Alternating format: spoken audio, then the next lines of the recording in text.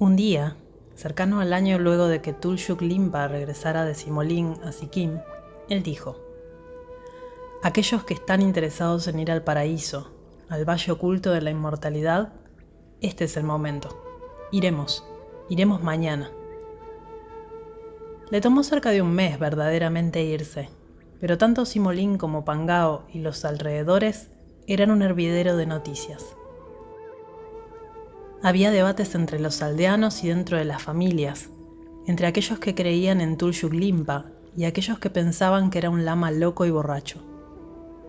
Aquellos que iban a ir necesitaban tiempo para deshacerse de sus posesiones, vendiendo lo suficiente como para financiar el viaje y abandonando el resto. Kunsan me dijo que en principio eran cerca de 70 familias las que querían ir, pero al final solo la mitad de ese número fueron. Tulshuk Limpa dejó en claro que solo deberían ir aquellos con una fe verdadera e inquebrantable. Abrir el camino a la tierra oculta es un acto tremendo, que implica un poder físico, espiritual y creativo. Él sabía que el destino de toda la empresa dependía del destino de cada individuo que fuera con él. La fe de cada uno debía ser total, y hubo una prueba incluso antes de partir. Solo aquellos que con alegría abandonaban todo, cada aferramiento, tanto a las personas como a los bienes materiales, e incluso la idea de un regreso, eran los que encajaban en ese viaje. Si querían plantar sus cultivos como un seguro en caso de que sea un intento fallido, si querían solo alquilar su casa y no venderla, o darla con el fin de tener un lugar al que volver, su fe mostraba no ser lo suficientemente grande. Su falta de fe presentaría un obstáculo suficiente para bloquear el camino de todos. Para aquellos que se fueron a Sikkim, más de 150 personas, semejante fe no era un problema. He hablado con muchos de ellos y se sentían agradecidos por la oportunidad de vender aquellas posesiones para conseguir fondos para el viaje y el resto darlo, incluyendo sus casas.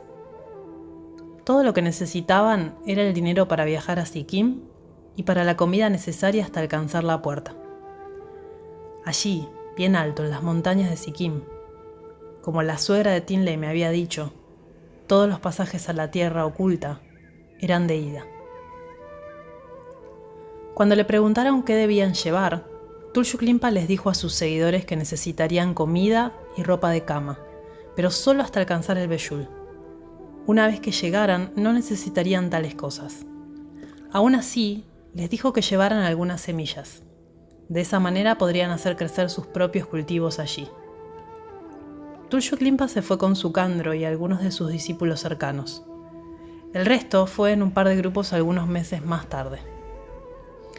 Después de que Tulshuk Limpa se fuera y los otros estuvieran preparados para irse, la policía llegó a Simolín haciendo averiguaciones.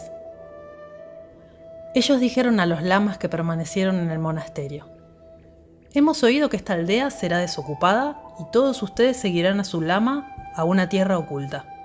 ¿Es esto cierto? No, mintieron ellos, eso no es cierto. Vamos a encontrarnos con nuestro lama en Sikkim, pero es solo para peregrinaje. No sabemos nada de una tierra oculta. La policía se fue, pero solo para regresar unos días más tarde. Comenzaron a preguntar a otras personas en la aldea. Esta vez, los lamas oyeron eso y fueron a confrontarlos.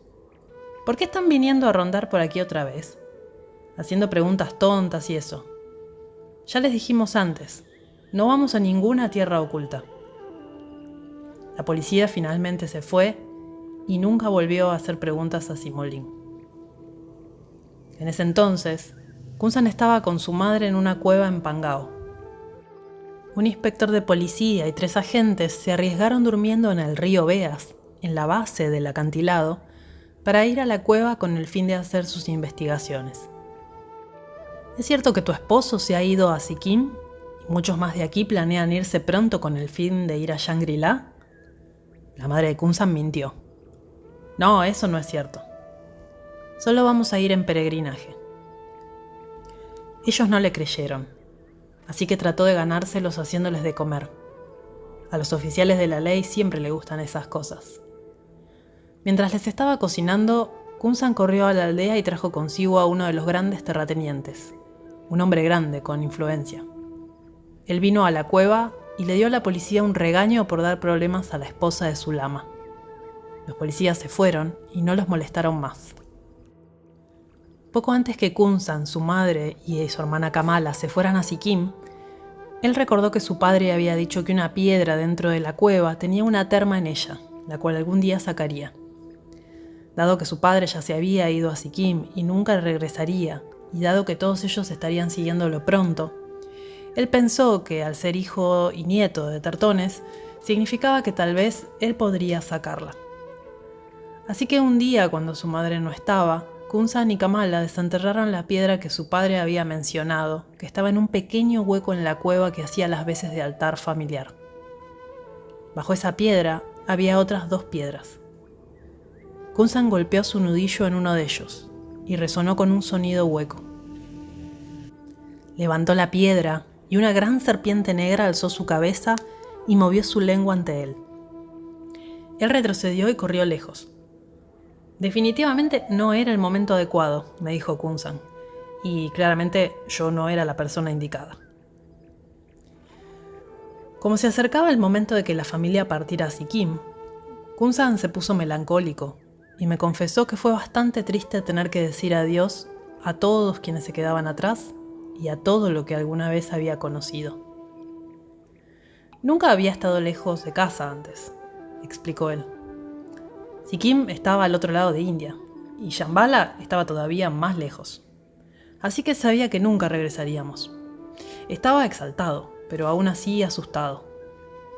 Entonces la gente me dijo, no tienes nada de qué preocuparte. Tu padre va a ser rey de Shambhala, y tú serás el príncipe. Entonces yo estaba muy feliz. Yo, príncipe de Shambhala. Cuando Kunsan me contó esta historia se reía a carcajadas. Yo, príncipe de Shambhala, príncipe de Shambhala. La actitud de Kunsan hacia su padre y hacia el hecho de ir a la tierra oculta era profundamente reverencial. La actitud de un absoluto creyente tanto en los logros espirituales de su padre como en la realidad del Beshul. Entonces, cuando le sucedía que aparecía un punto absurdo en la historia, o incluso en la expedición misma, nunca se avergonzaba de expresarlo. El suyo era un conocimiento que pendía de un hilo, expresando la realidad del Beshul como una verdad incuestionable en una respiración y pasando a los absurdos condimentados con un tremendo sentido del humor a la siguiente. Por detrás de su irreverencia, siempre había un profundo sentimiento por la verdad que podía estar contenida en esos puntos absurdos, ni por hechos ni por lógica, y que incluso podían ser contradictorios. Pero ese era el legado de su padre. Orgullosamente dijo en muchas ocasiones, mi padre era el lama más loco que alguna vez haya vivido. A menudo yo tenía la sensación de que su padre le había enseñado no solo el Dharma, sino también su propia y particular marca de locura, y a través de ella, más que mediante cualquier otra fuente, yo tenía una ventana hacia la persona de Tulshuk Limpa. Pero siguiendo con la historia, cuando Tulshuk Limpa llegó a Sikkim, vivió en Tashidin y lo convirtió su base. Con sus seguidores de Simolín y Kulu siguiéndolo y armando campamento en las laderas contiguas al monasterio, había poco de oculto en su verdadera misión. Las personas de Sikkim, Darjeeling y Bután escucharon las noticias y comenzaron a mudarse a Tashidin, incrementando la población original, que era de tal vez 75 entre el monasterio y las casas cercanas, a de repente 400 personas. Muchos de los lamas en Tashidin que están allí en estos días, se mudaron allí porque querían estar cuando el Tertón profetizado viniera a abrir el Beshul. Otros se mudaron allí cuando escucharon que Tulshuk Limpa había llegado.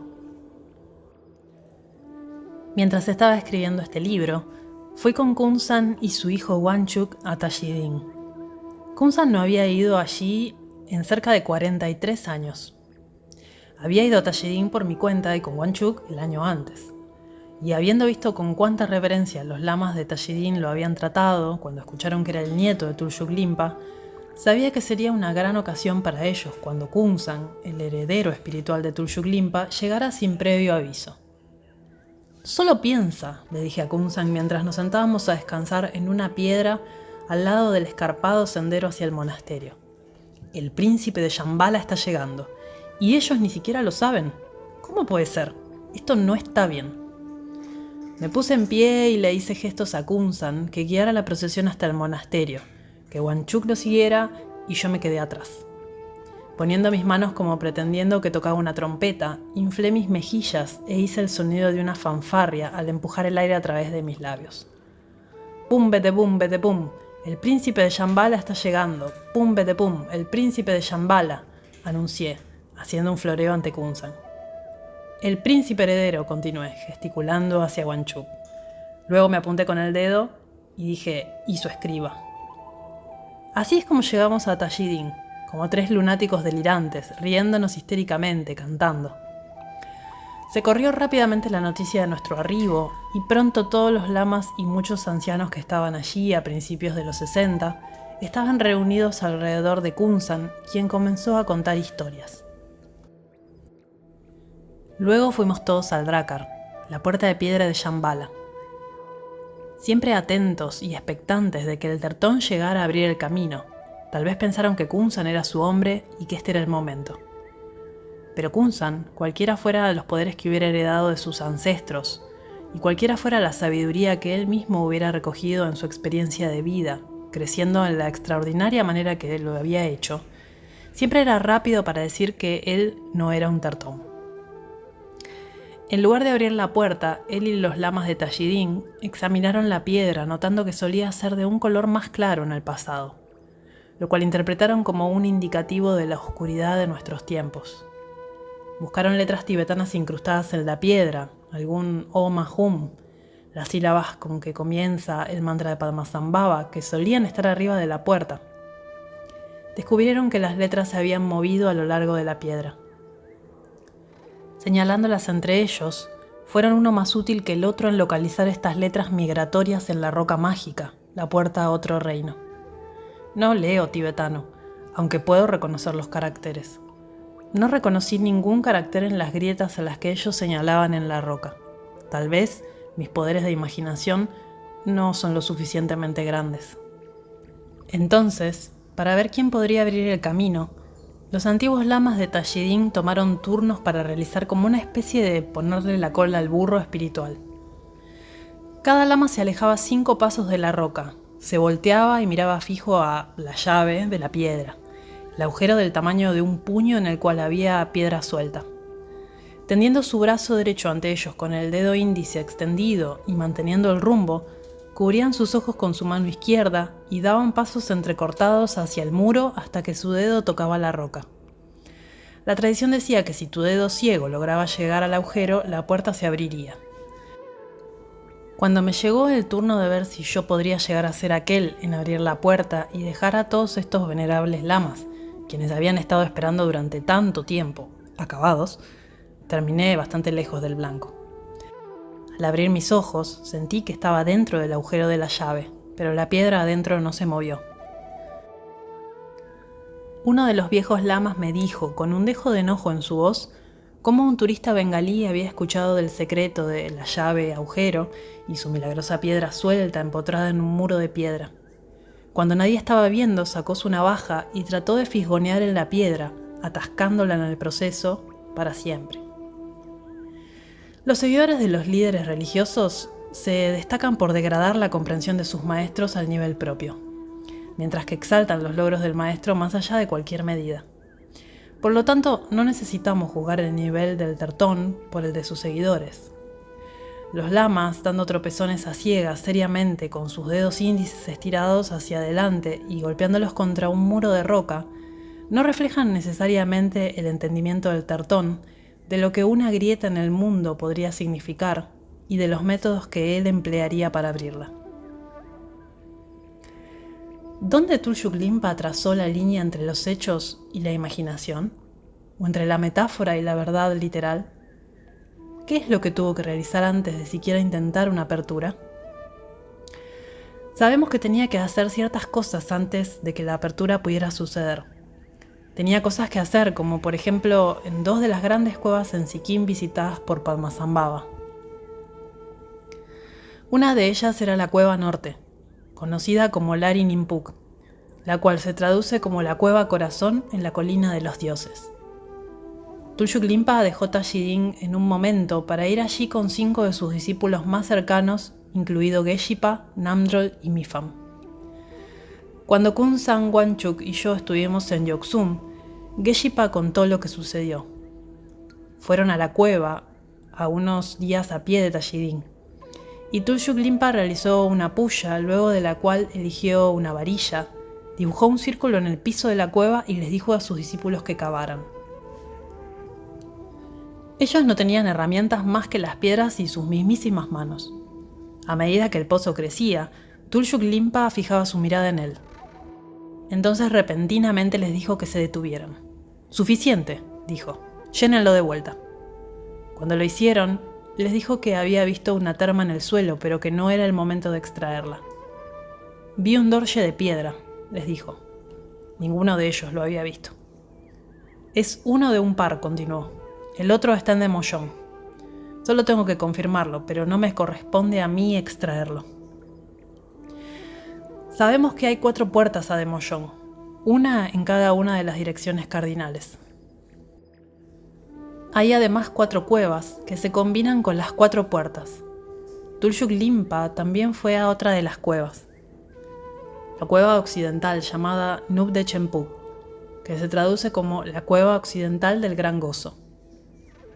Otra vez, él fue con 5 o 6 de sus discípulos más cercanos, entre ellos Geshe-pa, Namdrol y Mifam. Esta vez sus discípulos estaban preparados para todo y llevaron herramientas por si acaso. Tulshuk Limpa hizo una puya, indicó un lugar fuera de la cueva en el suelo justo antes de la entrada y les dijo a sus discípulos que cavaran allí. Orgullosos de sí mismos por prever llevar las herramientas, comenzaron a cavar. 3 o 4 pies hacia abajo, sus palas y picos comenzaron a rebotar contra una roca plana cubierta de un extraño material marrón. «Giren la roca», ordenó Tulshuk Limpa, «y sacaré una tremenda terma». «Pero maestro», protestó Namdrol, «es demasiado grande para girarla. No tenemos las herramientas, nos lastimaremos la espalda». Tulshuk Limpa se puso furioso.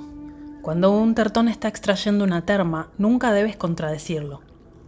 Él está parado más allá de la lógica, en una grita que sostiene el mundo unido.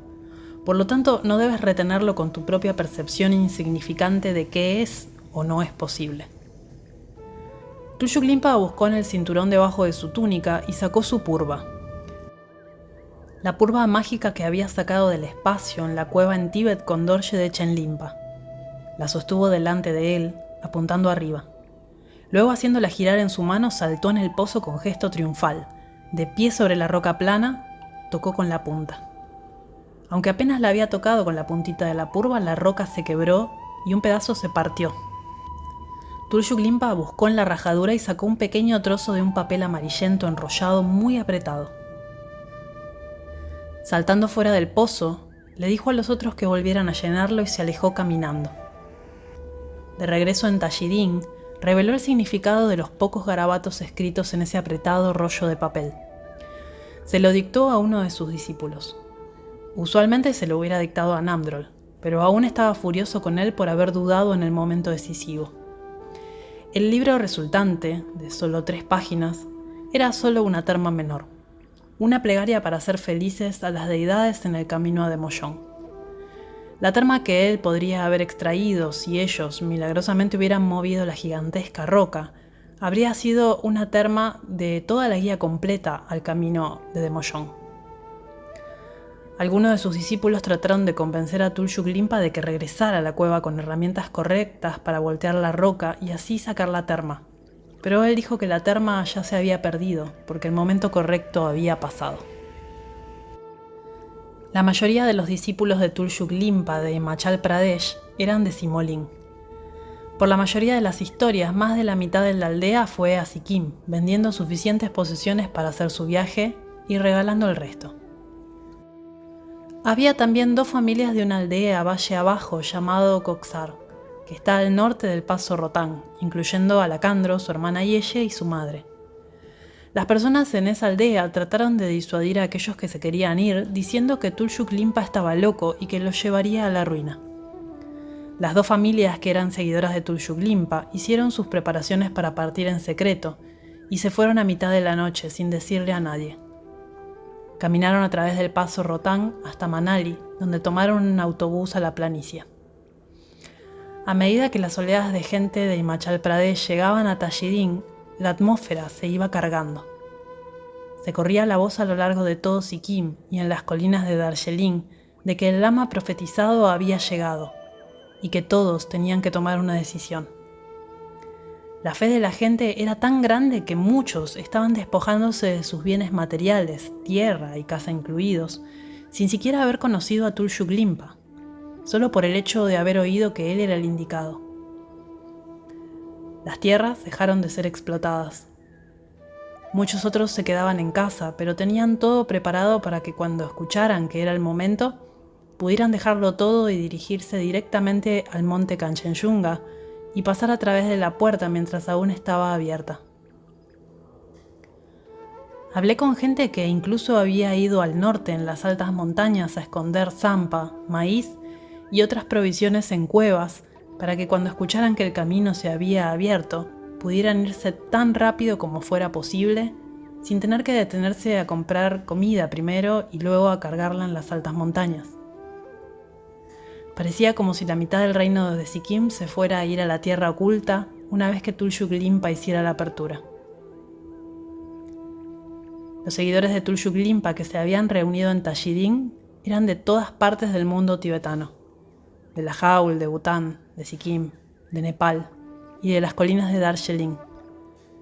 Se hablaban una multitud de lenguas, y cada grupo de una región distinta, hablando en su propio lenguaje, tendía a formar grupo y a vivir juntos en campamentos ligeramente apartados de los otros.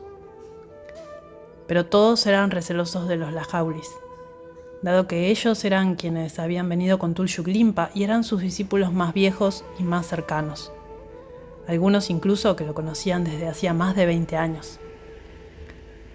A menudo hablaban con Tulshuk Limpa en una lengua que los otros no podían comprender.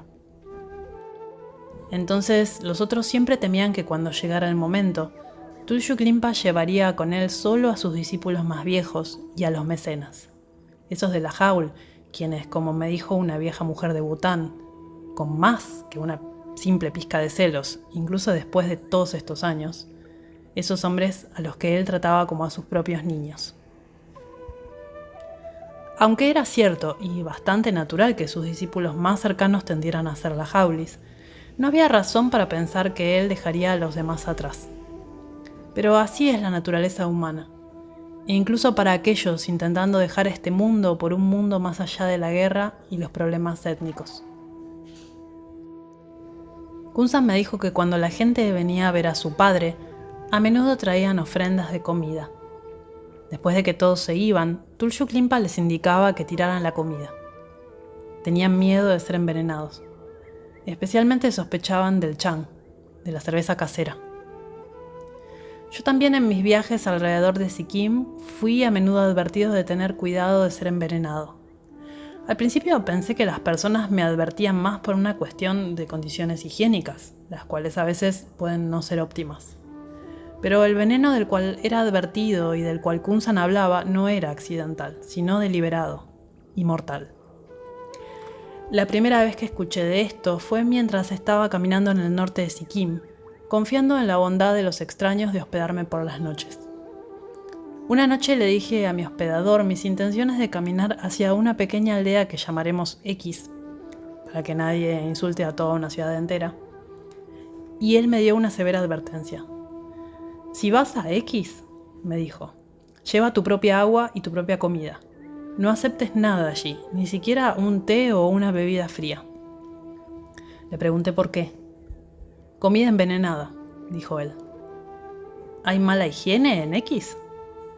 «Envenenan personas allí». «¿A propósito?» «Sí», dijo él. «Magia negra, sacrificios humanos. Hay personas allí que adoran a una diosa oscura que demanda sacrificios. Ellos creen que matándote ganarán la riqueza que has acumulado a lo largo del curso de tu vida. Además, creen que adquirirán suerte.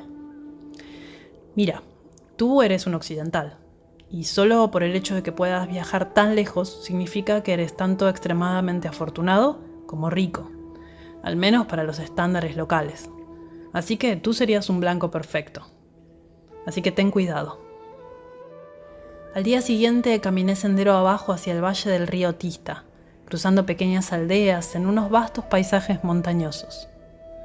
Al otro lado del río, donde profundos bosques alcanzaran alturas espectaculares, estaba Songu. Era una reserva para los indígenas Lepcha que estaba restringida a los extranjeros. Disfruté mi caminata enormemente, pasando a través de las diminutas aldeas de montaña, deteniéndome una y otra vez en alguna que otra piedra plana y pasando por alto ese paisaje increíble para comerme simplemente un snack y sacarme los zapatos y relajarme. Las advertencias de mi hospedador me hicieron cambiar de planes. En lugar de pasar la noche en X, tomé un jeep desde allí de vuelta a Gantok. Unos pocos kilómetros antes de llegar a X, conocí a un hombre quien me invitó a su casa a tomar un té. Él era agricultor, mayormente de cardamomo, pero además tenía una guardería y criaba chanchos, y era bastante rico. Su casa era enorme, llena de rincones y recovecos, y bastante nueva. Nos sentamos en su living y me preguntó hacia dónde me dirigía. Le dije que iba a X y luego a Gantok. Cuando estés en X, dijo gravemente, no comas nada, veneno. Actué como si no supiera nada acerca de ello. ¿Tienen mala higiene allí? No, dijo él en tono susurrante. Te envenenarán. Magia negra. Sacrificios humanos. Creen que matando a alguien se harán ricos. No tomes ni siquiera un té allí. ¿Qué veneno usan? Se llama Kapat, dijo él. Me dijo los síntomas de envenenamiento por Kapat. Primero comenzará a dolerte la garganta y se secará. Tus ojos se pondrán pálidos, tus labios se volverán finos como el papel y secos. Las uñas se pondrán amarillentas, tus dientes se pondrán azulados y tendrán rajaduras. Te dolerán las articulaciones y luego te sentirás mareado y sentirás dolor en el corazón. Puede matarte en cuestión de minutos o en cuestión de meses, dependiendo de la dosis. ¿Y dónde lo consiguen?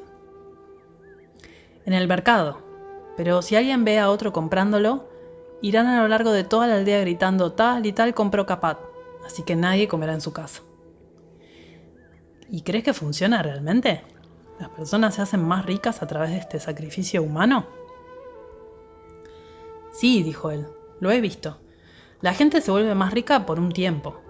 Luego las cosas se ponen mal para ellos y se vuelven muy, muy pobres. Se vuelven como mendigos. Se convierten en parias de la sociedad porque los demás saben lo que han hecho. Mientras me contaba esto, su esposa me trajo té. De repente me sentí como en un episodio de La Dimensión Desconocida. Podía simplemente oír a la audiencia viéndome y gritando, «¡No bebas el té! ¿Cómo crees que un simple granjero vive en semejante casa tan rica?» ¿Cómo sabría si alguien estaba tratando de envenenarme? Pregunté. Por ejemplo, ¿cómo sé lo que hay en este té? Le pregunté riéndome, aunque con un dejo de preocupación. Puedes mirarme y darte cuenta que no te lastimaré, ¿no es cierto? Bebí el té. Además me dieron un delicioso almuerzo. Y he vivido para contarlo. También me miro cada tanto las uñas, pero no se han vuelto amarillas. Aún. Caminé en X. Era solo otra pequeña y deslucida aldea bazar que lucía como una escenografía de Hollywood para un western. Mientras esperé allí cerca de 1 hora por un jeep que me llevara a Gantok, bebí mi propia agua y comí las galletitas que me había llevado. El envenenamiento no era siempre deliberado e infligido en otros. Había un discípulo de Tulshuk Limpa que se envenenó a sí mismo. Su nombre era Gyorpa, y en base a todas las historias que recopilé, estaba un poco loco. Había sido estudiante de Mandrel, uno de los discípulos más cercanos de Tulshuk Limpa, y experto en medicina tibetana y remedios herbales. Un día Gyorpa se enfermó con una fiebre muy alta y decidió tratarse él mismo. Indiscriminadamente eligió todo tipo de hierbas, las molió hasta volverlas polvo, las mezcló con agua y las bebió. Naturalmente su condición solamente empeoró. Así que comenzó a escalar árboles, romper ramas y moler sus cortezas y comer eso. Desarrolló una diarrea continua y un tremendo dolor de cabeza, y su fiebre se disparó y continuó trepando hasta que murió. La anciana Antashidin, que me contó acerca de su muerte, terminó la historia diciendo: y supongo que eso te enseña a no comer árboles molidos.